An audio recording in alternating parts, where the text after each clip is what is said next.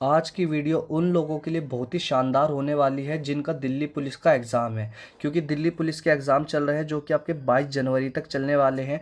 और आज की वीडियो पूरी की पूरी दिल्ली पुलिस वाले बच्चों के लिए डेडिकेटेड है। मैं आपको क्विक रिवीजन कराने वाला हूँ, टॉप क्वेश्चंस पढ़ाऊंगा, कुछ भी फालतू नहीं पढ़ाऊंगा, एग्जाम ओरिएंटेड पढ़ाने वाला हूँ। और बहुत ही शानदार वीडियो होने वाली है दिल्ली पुलिस वालों के लिए। अगर ये वीडियो मिस करते हो तो आप बहुत कुछ मिस कर दोगे, ठीक है, याद रखना। तो स्वागत है आपका अपने चैनल में प्रेप विद तुषार में। ज़्यादा टाइम वेस्ट नहीं करेंगे, क्विक रिवीजन करा दूंगा मैं बहुत अच्छा आपका एग्जाम से पहले। आपको क्वेश्चन फंसते दिख जाएंगे। सबसे पहली बात तो ये, you all are the winners. हमेशा ये बात याद रखो कि आप एक विनर हो, आप एक लूजर नहीं हो, ठीक है। तो बढ़ते आज के अपने पहले क्वेश्चन की तरफ, जो है भारतीय संविधान के जनक किसे कहा जाता है। आपके चार ऑप्शन है, ए महात्मा गांधी, बी जवाहरलाल नेहरू, सी डॉक्टर भीमराव अंबेडकर, डी राजेंद्र प्रसाद। जो इसका राइट आंसर हो जाएगा वो हो जाएगा आपको option number C, doctor Bhimrao Ambedkar. इन्हें भारतीय संविधान का जनक कहा जाता है। महात्मा गांधी जी से मैं आपको बता देता हूँ, इनकी एक बहुत ही ज़्यादा फेमस बुक है the experiment with my truth. मैं शॉर्ट में लिख देता हूँ, the experiment with my truth, ठीक है। एक्सपेरिमेंट विद माई ट्रूथ, आप लोग ये बात याद रखना, the experiment with my truth.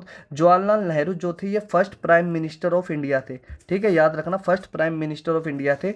और डॉक्टर भीमराव अम्बेडकर भारतीय संविधान के जनक माने जाते हैं। और डॉक्टर राजेंद्र प्रसाद ये फर्स्ट प्रेसिडेंट थे, ठीक है, फर्स्ट प्रेसिडेंट, याद रखना। First president doctor Rajendra Prasad, first prime minister Jawaharlal Nehru. और महात्मा गांधी जी की एक फेमस बुक है the experiment with my truth, बहुत ज्यादा इंपॉर्टेंट है, पूछी जाती है। अगले क्वेश्चन की तरफ बढ़ते हैं। पृथ्वी के वायुमंडल में सबसे अधिक मात्रा में कौन सी गैस पाई जाती है। बहुत ही अच्छा क्वेश्चन है, इंपॉर्टेंट क्वेश्चन है और अच्छे लेवल का क्वेश्चन है, ठीक है। आपके चार ऑप्शन है, A oxygen, B carbon dioxide, C hydrogen, D nitrogen. जो इसका राइट आंसर हो जाएगा वो हो जाएगा आपको ऑप्शन नंबर डी, नाइट्रोजन। पृथ्वी के वायुमंडल में सबसे ज्यादा जो अधिक मात्रा में गैस पाई जाती है वो नाइट्रोजन पाई जाती है। ऑक्सीजन आंसर करके मत आना, बहुत से बच्चे ऑक्सीजन आंसर लगा के आते हैं और बहुत से बच्चे कार्बन डाइऑक्साइड लगा कर आते हैं, दोनों ही आंसर गलत है। नाइट्रोजन सबसे ज्यादा पाई जाती है।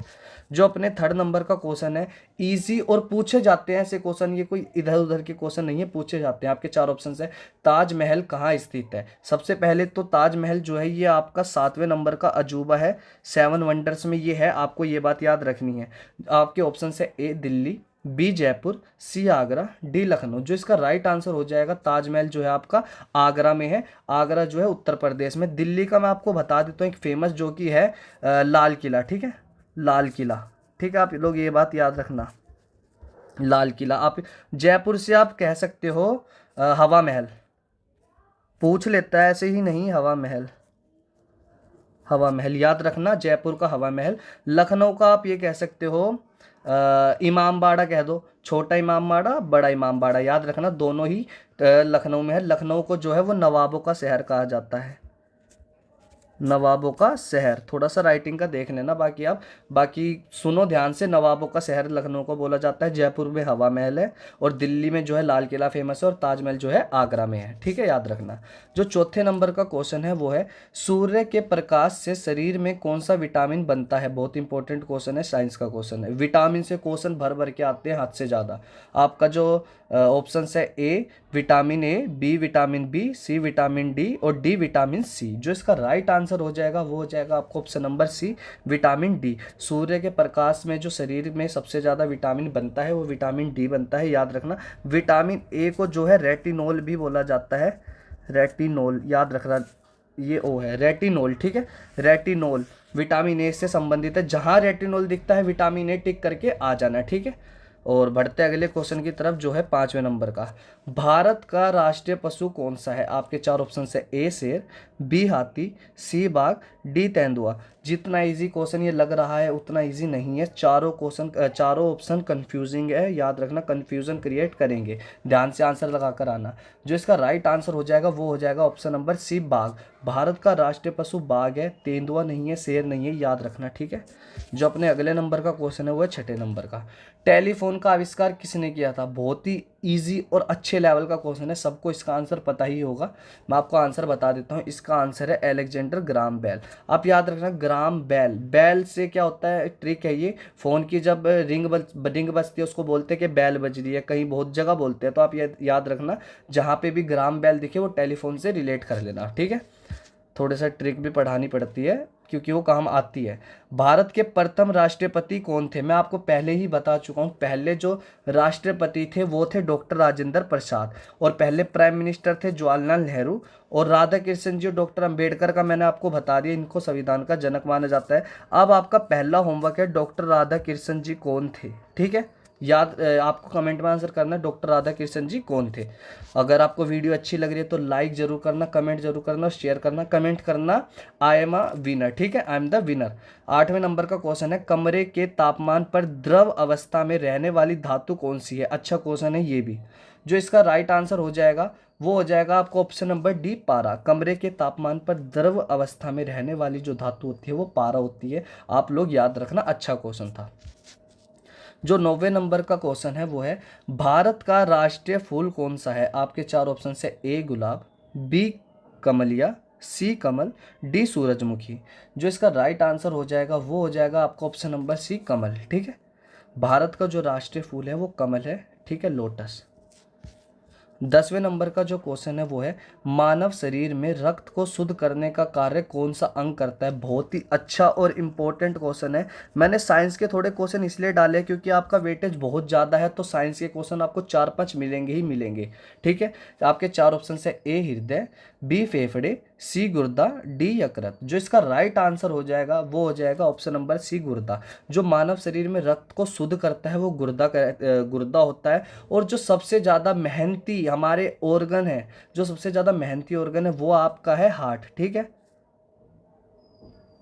हार्ट। याद रखना, जो सबसे मेहनती ऑर्गन है वो आपका हार्ट है, क्योंकि जब से आप जन्म लिए हो और जब तक आपकी मृत्यु नहीं हो जाती आपका हार्ट कंटिन्यूस काम करता रहेगा। जिस दिन काम करना बंद कर दिया उस दिन खेल खत्म हो जाएगा, ठीक है। तो हार्ट सबसे ज़्यादा एक्टिव और सबसे ज़्यादा मेहनती अंग है आपका, और जो मानव शरीर में रक्त को शुद्ध करेगा वो गुर्दा करेगा, ठीक है, याद रखना। 11वें नंबर का क्वेश्चन है, लाल ग्रह किसे कहा जाता है? अच्छा क्वेश्चन है, ठीक है। आपके चार ऑप्शन से, ए शुक्र, बी बृहस्पति, सी मंगल, डी शनि। जो इसका राइट आंसर हो जाएगा वो हो जाएगा आपका ऑप्शन नंबर सी, मंगल। मंगल को लाल ग्रह कहा जाता है, ठीक है। और शुक्र का मैं आपको बता दूं, इसे मॉर्निंग स्टार, ठीक है, मॉर्निंग स्टार, और इसी को इवनिंग स्टार, ठीक है, इसी को इवनिंग स्टार भी बोला जाता है।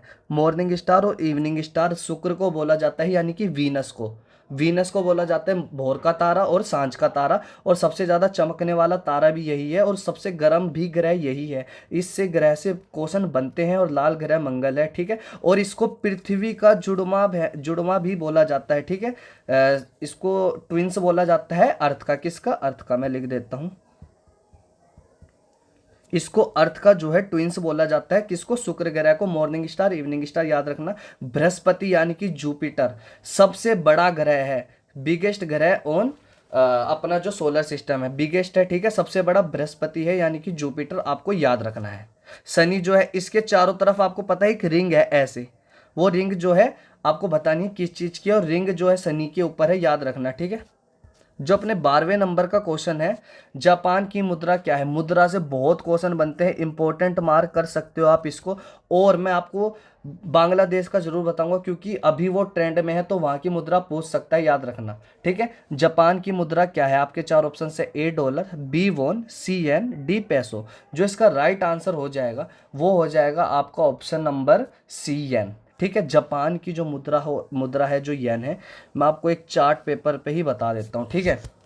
जापान की मान लो, ये जापान मान लेना, ये अमेरिका मान लेना, यूएस, ठीक है, और ये रसिया मान लेना, और ये बांग्लादेश मान लेना। इनकी मैं चार की इंपॉर्टेंट बताने वाला हूँ। जापान की आपको मैंने बता दी येन, यूएस की क्या है? US dollar. डॉलर बहुत जगह चलता है, याद रखना, यूएस डॉलर, ठीक है। और रसिया की है, सॉरी एक मिनट, रसिया की है रूबल, ठीक है, रूबल। बांग्लादेश की बहुत इंपॉर्टेंट बनती है टका। एक मिनट, इंग्लिश में लिख दूं जब सब इंग्लिश में है तो, टका। क्योंकि बांग्लादेश में बांग्लादेश ट्रेंड पे है, क्योंकि वहाँ पर बहुत ज़्यादा आपको पता है क्या हालात चल रहे हैं। तो आपको ये चार याद रखनी है। और मैं एक और बता देता हूँ, यूके की, ठीक है। यूके की जो है वो है पाउंड, ठीक है, पाउंड। यूके की पाउंड है, जापान की येन है, यूएस की यूएस डॉलर है और रसिया की रूबल है, बांग्लादेश की टका है। आपको ये बात याद रखनी है, ठीक है। अगले क्वेश्चन की तरफ बढ़ते हैं, जो कि है भारत के लौह पुरुष किसे कहा जाता है। आपके चार ऑप्शन है, ए महात्मा गांधी, बी सुभाष चंद्र बोस, सी सरदार वल्लभ भाई पटेल और डी भगत सिंह। जो इसका राइट आंसर हो जाएगा वो हो जाएगा आपका ऑप्शन नंबर सी, सरदार वल्लभ भाई पटेल। इनको भारत का लौह पुरुष कहा जाता है। महात्मा गांधी को क्या कहा जाता है, इनको फादर ऑफ नेशन बोला जाता है, ठीक है। सुभाष चंद्र बोस का फादर ऑफ नेशन, मैं शॉर्ट में लिख रहा हूँ, father of nation Mahatma Gandhi. Subhash Chandra Bose का एक फेमस नारा था, तुम मुझे खून दो मैं तुम्हें आज़ादी दूंगा। आप याद रखना, इतना बड़ा स्क्रीन पर आएगा नहीं लिखा हुआ इधर, तुम मुझे खून दो मैं तुम्हें आज़ादी दूंगा। सुभाष चंद्र बोस का ये नारा था। भगत सिंह की एक बहुत ज़्यादा इंपॉर्टेंट बुक है, बहुत ज़्यादा, अथीस्ट के ऊपर है। उस बुक का पूरा नाम क्या है, अथीस्ट। देखो मैंने लिख दिया, आपको कमेंट में इसका पूरा नाम लिखना है। क्या भगत सिंह की बुक का नाम है, बहुत इंपॉर्टेंट है, पूछी जाती है, अथीस्ट के ऊपर है, ठीक है। याद रखना, भारत का लौह पुरुष सरदार वल्लभ भाई पटेल को बोला जाता है। ये जो एक्स्ट्रा इन्फॉर्मेशन है ये ज़्यादा इंपॉर्टेंट है क्वेश्चन से जो मैं दे रहा हूँ, उसको जरूर ध्यान से सुनना, ठीक है। जो अपना 14वें नंबर का क्वेश्चन है वो है, गंगा नदी का उद्गम स्थल कहाँ से है। आपके चार ऑप्शन है, ए यमुनोत्री, बी गंगोत्री, सी अमरकंटक, डी केदारनाथ। जो इसका राइट आंसर हो जाएगा वो हो जाएगा आपका गंगोत्री हिमनद, ठीक है। गंगा नदी का जो उद्गम स्थल है वो गंगोत्री है। यमुनोत्री किसका है, ये है यमुना का, यमुना का, ठीक है, यमुना का है। अमरकंटक कहाँ है, अमरकंटक की पहाड़ी कहाँ है, ये भी बहुत इंपॉर्टेंट क्वेश्चन बनता है, अमरकंटक की पहाड़ी कहाँ है। केदारनाथ भी आपका नॉर्थ इंडिया में है, ठीक है। केदारनाथ आपका नॉर्थ इंडिया में, अमरकंटक कहाँ है, ये भी आपका नॉर्थ इंडिया में है, ठीक है। या शायद उसको, एक मिनट, इसका राइट आंसर एमपी है। एक बार आप देख लेना, एमपी नॉर्थ इंडिया में पड़ता है या शायद सेंट्रल में पड़ता है, आई डोंट नो, मैं दिमाग से निकल गया, बट अमरकंटक की पहाड़ी है जो एमपी में, याद रखना ये बात, ठीक है, पूछ लेता है। जो 15वें नंबर का क्वेश्चन है वो है, भारत के प्रथम प्रधानमंत्री कौन थे। इसका भी टाइम वेस्ट ज़्यादा नहीं करेंगे, इसका जो राइट आंसर है वो है option number B, Jawaharlal Nehru. पहले ही बता चुका हूँ, सरदार पटेल जो है इनको आयरन मैन बोला जाता है, लौह पुरुष, ठीक है, लौह पुरुष। लाल बहादुर शास्त्री बहुत ही शानदार नेता रहे हैं अपने ज़माने के, ठीक है, बहुत ही शानदार। और ये हमारे दूसरे नंबर के थे, क्योंकि जवाहरलाल नेहरू हमारे 2 बार बने, उसके बाद जो हमारे प्रधानमंत्री बने वो लाल बहादुर शास्त्री जी बने थे, याद रखना, ठीक है। राजेंद्र प्रसाद फर्स्ट प्रेसिडेंट थे, याद रखना, मैंने बता दिया आपको पहले ही। जो 16वें नंबर का क्वेश्चन है वो है, ऑस्ट्रेलिया की राजधानी क्या है। जो क्रिकेट प्रेमी है उसको तो पता होगा ऑस्ट्रेलिया की क्या राजधानी होगी, और ये चारों नाम से वो अवगत होंगे मेरी तरह। तो आपके चार ऑप्शन है, A Sydney, B Melbourne, C Canberra, D Perth. जो इसका राइट आंसर है वो हो जाएगा आपको ऑप्शन नंबर सी, कैनबरा, ठीक है। ऑस्ट्रेलिया की जो राजधानी है कैनबरा है, आपको ये बात याद रखनी है। ऑस्ट्रेलिया आप मैप में देखोगे नीचे की साइड आपको मिलेगा, न्यूजीलैंड बिल्कुल एंड में मिलेगा, ऑस्ट्रेलिया का पड़ोसी न्यूजीलैंड है। न्यूजीलैंड की राजधानी क्या है, अब आप याद आ गया तो न्यूजीलैंड की राजधानी क्या है। न्यूजीलैंड की जो राजधानी है वो है वेलिंगटन, ठीक है, मैं हिंदी में लिख देता हूँ, वेलिंगटन, ठीक है। न्यूजीलैंड की जो राजधानी है वो है Wellington DC, Wellington DC New Zealand की राजधानी है, ये भी याद रखना, क्या पता पूछ ले, ऑस्ट्रेलिया की पूछ सकता है तो इसकी भी पूछ सकता है, वेलिंगटन डीसी। जो 17वें नंबर का क्वेश्चन है वो है, क्षेत्रफल के आधार पर भारत का सबसे बड़ा राज्य कौन सा है। आपके चार ऑप्शन है, ए महाराष्ट्र, बी मध्य प्रदेश, सी राजस्थान, डी उत्तर प्रदेश। पहले मैं आपको इन चारों की राजधानियां बताऊंगा क्योंकि राजधानी से भी क्वेश्चन आते हैं। महाराष्ट्र की जो राजधानी है वो है मुंबई, ठीक है, मुंबई, जिसको फाइनेंशियल कैपिटल ऑफ इंडिया भी बोला जाता है। मध्य प्रदेश की जो राजधानी है वो है आपका मध्य प्रदेश की भोपाल, भोपाल, मध्य प्रदेश की जो राजधानी है वो है भोपाल।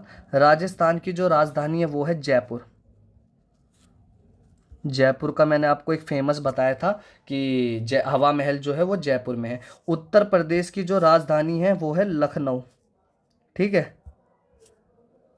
लखनऊ, जिसको नवाबों का शहर भी बोला जाता है, फाइनेंशियल कैपिटल मुंबई को बोला जाता है। उपनाम से भी क्वेश्चन आता है। जयपुर को क्या बोला जाता है, पिंक सिटी, मैं शॉर्ट में लिख रहा हूँ पिंक सिटी, ठीक है, जयपुर को पिंक सिटी बोला जाता है। मध्य प्रदेश में भोपाल जो है मध्य प्रदेश की राजधानी है, और भोपाल गैस त्रासदी भी हुई थी, आपको याद रखनी है ये बात।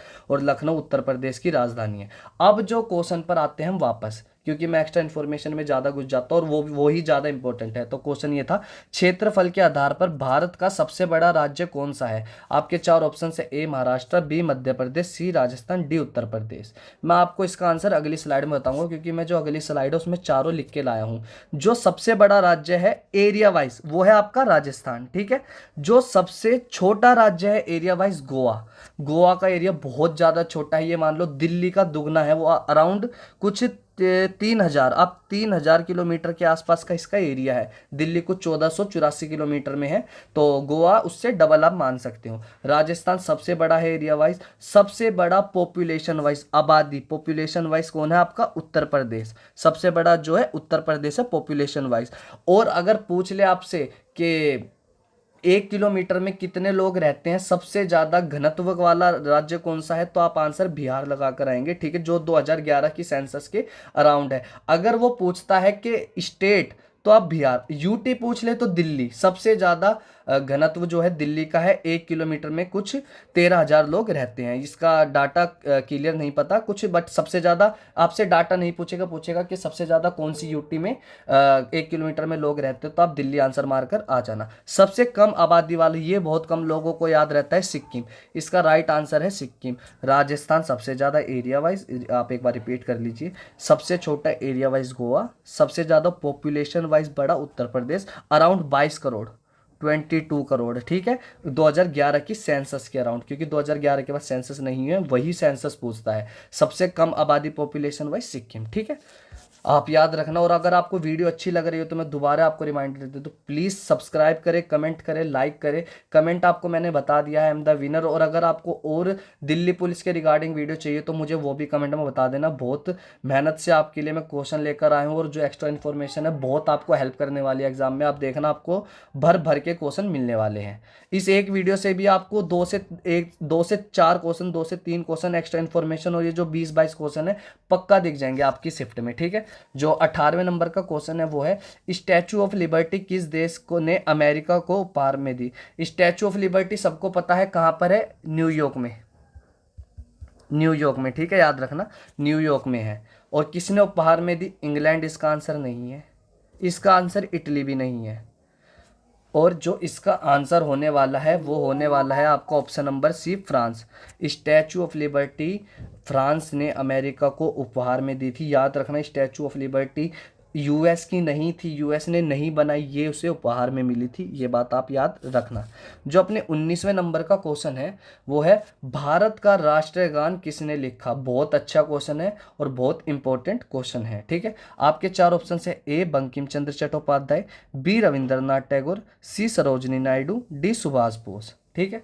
जो इसका राइट आंसर हो जाएगा वो हो जाएगा आपका option number B, Rabindranath Tagore. राष्ट्रीय गान जो है रविंद्रनाथ टैगोर ने दिया, ठीक है। बंकिम चंद्र चट्टोपाध्याय ये कौन थे? आपको एक कमेंट में आंसर करना है। इन्होंने भी कुछ इंडिया को दिया है। मैंने आपको 2 से 3 क्वेश्चन दे दिए ताकि आप एक्टिव रहिए, ठीक है, आप एक्टिव रहना। और बंकिम चंद्र चट्टोपाध्याय ने क्या दिया है याद रखना, ठीक है।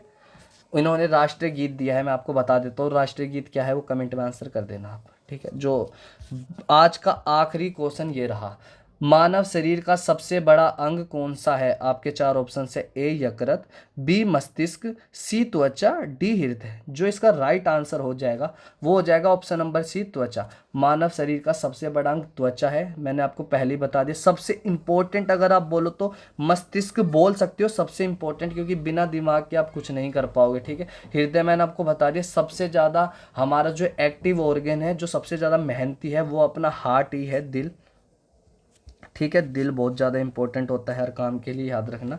हृदय अपना सबसे इंपॉर्टेंट है। तो आज के 20 क्वेश्चन ये रहे, जो कि मैंने आपको 20 मिनट में आपको एक क्विक रिवीजन दे दिया। और 20 क्वेश्चन आप 20 क्वेश्चन प्लस ये मान लीजिए मैंने आपको कम से कम 30 से ज़्यादा इंपॉर्टेंट फैक्ट्स बताए, तो टोटल आपके 50 क्वेश्चन मैंने 20 मिनट में निपटा दिए हैं, ठीक है। बहुत अच्छी वीडियो रहेगी उन लोगों के लिए जो देखेंगे, उनका बहुत हेल्प होने वाला है एग्ज़ाम के लिए। आपके एग्ज़ाम 22 तारीख तक चलने वाले हैं। ये वीडियो आप देख कर जाना, आपके 2 से 4 क्वेश्चन फंस जाएंगे इधर से। बहुत इंपॉर्टेंट वीडियो रहेगी दिल्ली पुलिस वालों के लिए। बाकी आप किसी भी एग्ज़ाम की तैयारी करें तो आप ये वीडियो देख सकते हैं। बाकी थैंक्स फॉर वॉचिंग। लाइक करना ना भूले, फिर से एक बार रिमाइंडर दे देता हूँ, शेयर जरूर करना, सब्सक्राइब मस्ट करना। सब्सक्राइब करोगे तो जो मैं वीडियो लाऊंगा आपको उसकी नोटिफिकेशन मिलेगी। और प्रेप विद तुषार मेरा इंस्टा हैंडल भी मेरा यही है, ठीक है।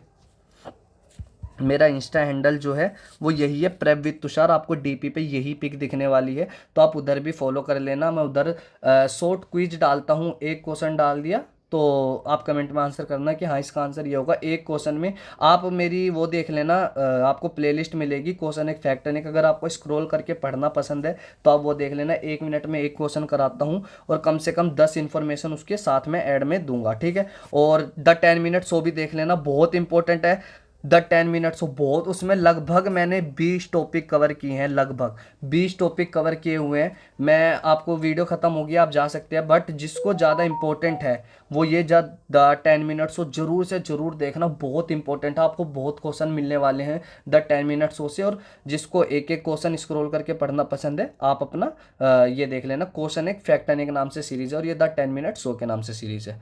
तो मिलते हैं अगली वीडियो में। आज की वीडियो इतनी ही रखेंगे। तो जय हिंद, जय भारत। और अगर आपको और वीडियो चाहिए ऐसी ही, इसी लेवल पे वीडियो चाहिए, तो आप मुझे कमेंट में बता देना, तो मैं आपके लिए बना दूंगा, ठीक है। मिलते हैं नेक्स्ट वीडियो में। Thank you.